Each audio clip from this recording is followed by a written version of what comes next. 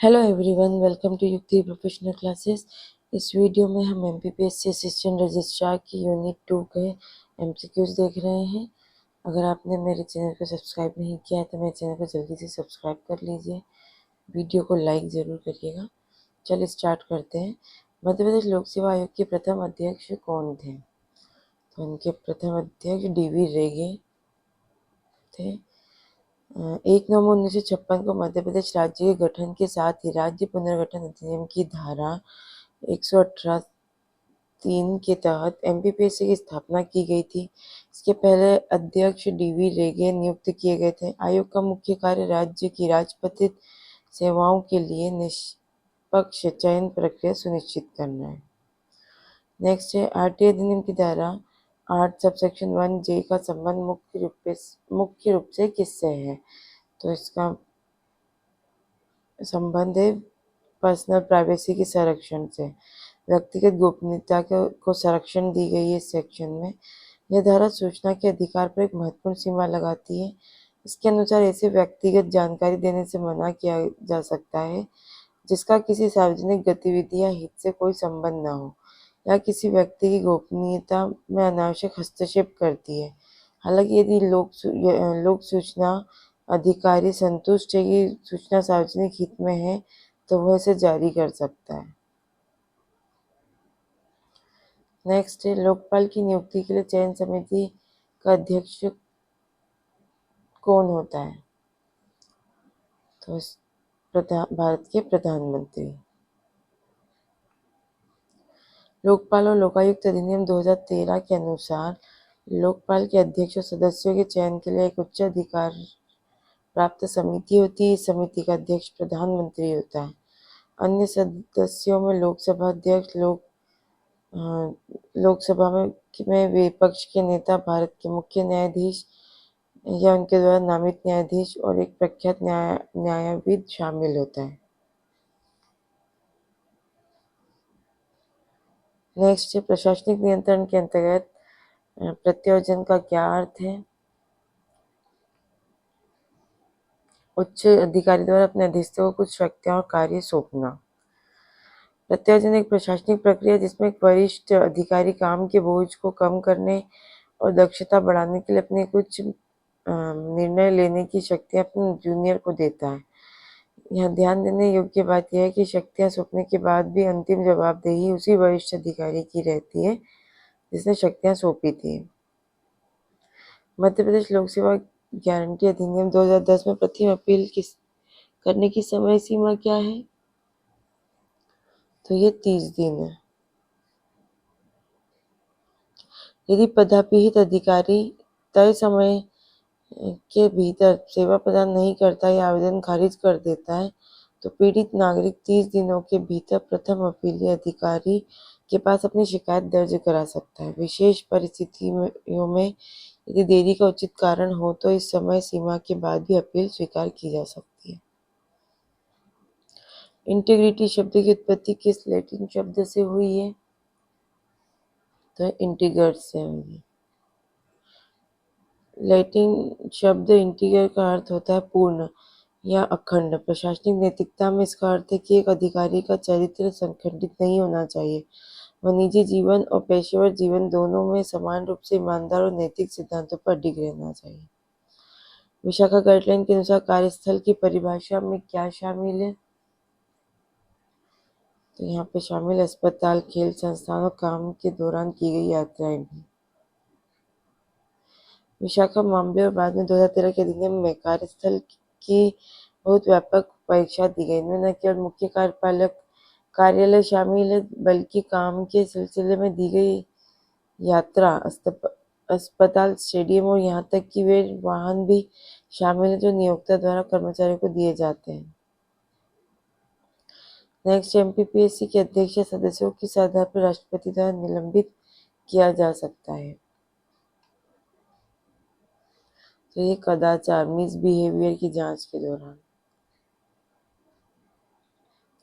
Article 317 के तहत जब राष्ट्रपति किसी अध्यक्ष या सदस्य के विरुद्ध कदाचार की जांच के लिए मामला उच्चतम न्यायालय को भेजता है तो उस जांच की अवधि के दौरान राज्यपाल राज्य आयोग के मामले में उन्हें उनके पद से निलंबित कर सकते हैं।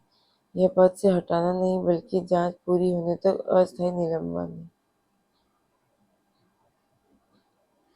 आरटीआई के तहत सहायक लोक सूचना अधिकारी का मुख्य कार्य क्या है?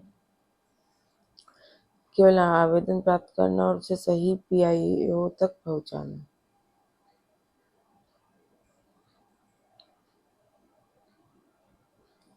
नेक्स्ट है विधायी नियंत्रण में कटौती प्रस्ताव। कट मोशन का उद्देश्य क्या होता है? बजट की मांगों में कमी लाना और सरकार की नीतियों पर आपत्ति जताना।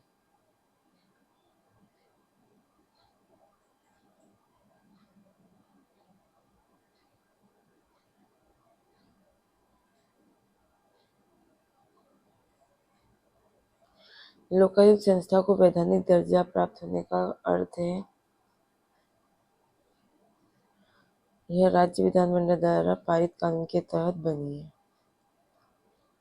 वैधानिक अर्थ का अर्थ है कि संस्था का जन्म किसी विशेष अधिनियम जैसे मध्य प्रदेश लोकायुक्त एवं लोक उपयुक्त अधिनियम 1981 के माध्यम से हुआ है। चूंकि इसका वर्णन संविधान के मूल पाठ में नहीं इसलिए यह संवैधानिक नहीं बल्कि वैधानिक निकाय है। सीएम हेल्पलाइन में 4L4 का अधिकारी कौन होता है? तो विभागाध्यक्ष या सचिव। हेल्पलाइन की सीढ़ी में L1 ब्लॉक स्तर, L2 जिला स्तर के विभाग प्रमुख, L3 कलेक्टर और विभागीय वरिष्ठ अधिकारी और अंत में राज्य स्तर के विभागाध्यक्ष या शासन के सचिव होते हैं। यदि कोई शिकायत पिछले 3 स्तरों पर नहीं सुलझती तो वह नीतिगत निर्णय के लिए L4 पर पहुंचती है। कोऑर्डिनेशन की कमी से प्रशासन में कौन सी मुख्य समस्या उत्पन्न होती है?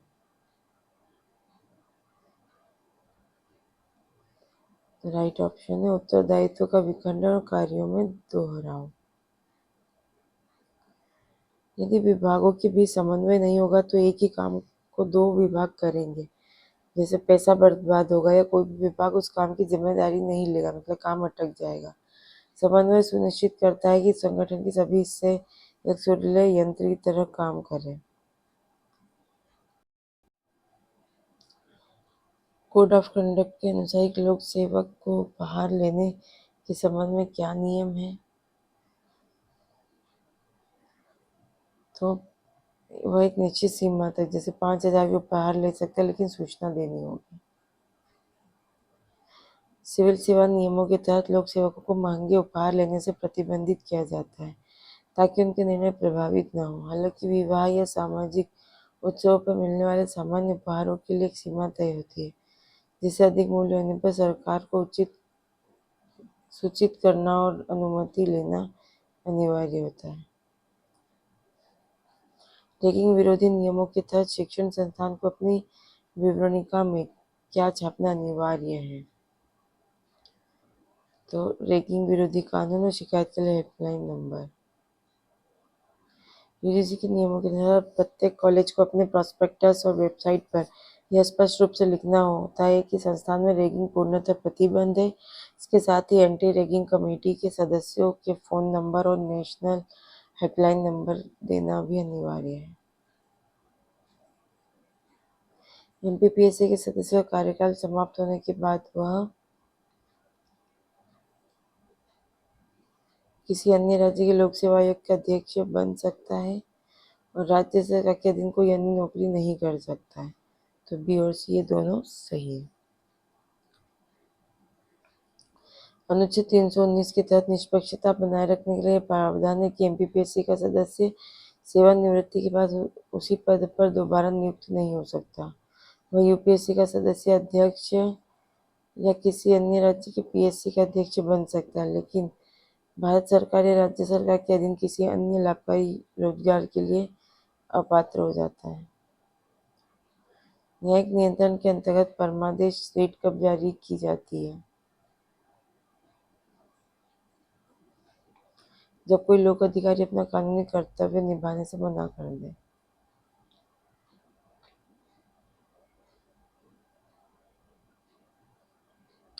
लोक सेवा गारंटी अधिनियम के तहत जुर्माने की राशि अधिकारी से कैसे वसूली जाती है?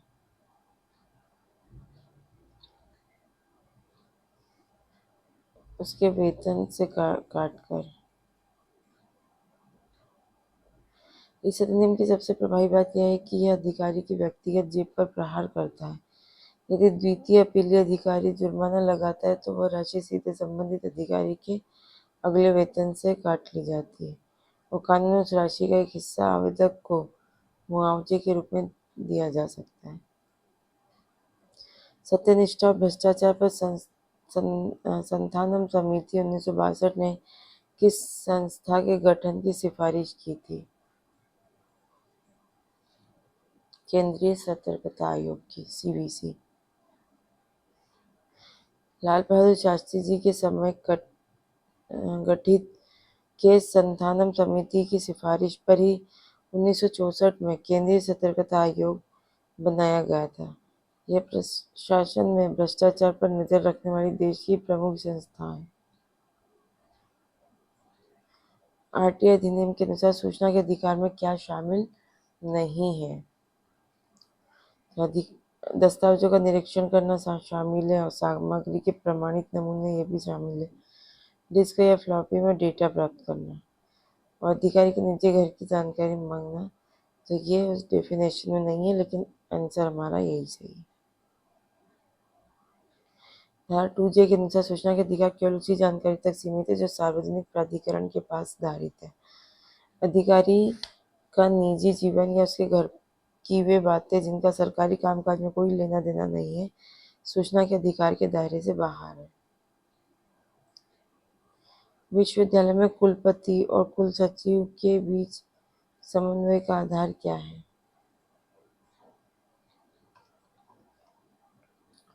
तो राइट है, कुलपति नीति निर्माता है और कुलसचिव से लागू करने वाला मुख्य प्रशासनिक अधिकारी है। कुलपति विश्वविद्यालय का शैक्षणिक और प्रशासनिक प्रमुख होता है, जबकि कुलसचिव विश्वविद्यालय की सील और रिकॉर्ड का संरक्षक होता है। कुलसचिव यह सुनिश्चित करता है कि कुलपति और कार्यकारी परिषद द्वारा लिए गए निर्णयों को प्रशासनिक रूप से सही ढंग से लागू किया जाए। कार्यपालक नियंत्रण का एक अनौपचारिक तरीका कौन सा है? तो ट्रांसफर औपचारिक रूप से एक प्रशासनिक क्रिया है, लेकिन अक्सर इसका उपयोग सजा या इनाम के रूप में अधिकारियों को नियंत्रित करने के लिए किया जाता है। चूंकि इसके लिए किसी लंबी जांच की जरूरत नहीं होती, इसलिए यह कार्यपालिका का प्रशासन पर नियंत्रण का एक बहुत प्रभावी साधन है।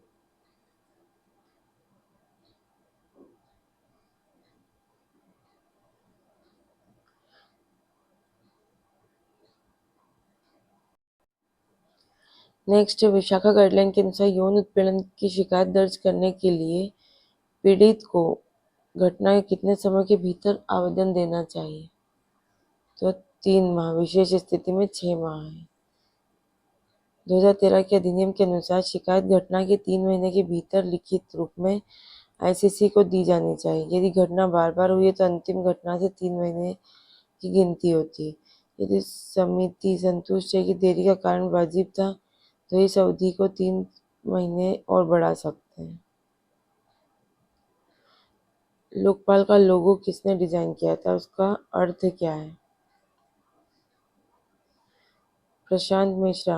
अर्थ है कानून का पहिया और जनता का संरक्षण।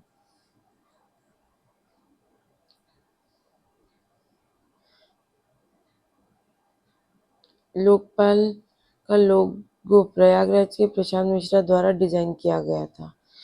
इसमें बीच में एक लोकपाल जनता का रक्षक की आकृति है, जो कानून की किताब और न्याय के तराजू के साथ जनता की रक्षा का प्रतीक है। इसका आदर्श वाक्य है, माँ गृध्य कास्य स्वेधनम, किसी के धन का लोभ मत करो। जन भागीदारी सुनिश्चित करने के लिए ग्राम सभा का क्या महत्व है? यह स्थानीय प्रशासन पर जनता का सीधा नियंत्रण सुनिश्चित करती है। ग्राम सभा प्रत्यक्ष लोकतंत्र का उदाहरण है। यहाँ गांव के सभी वयस्क नागरिक प्रशासन से हिसाब मांग सकते हैं, विकास कार्यों का चयन कर सकते हैं और भ्रष्टाचार की शिकायत कर सकते हैं। यह निचले स्तर पर प्रशासनिक जवाबदेही का सबसे सशक्त माध्यम है। चलिए आज के लिए इतना ही, मिलते हैं नेक्स्ट वीडियो में।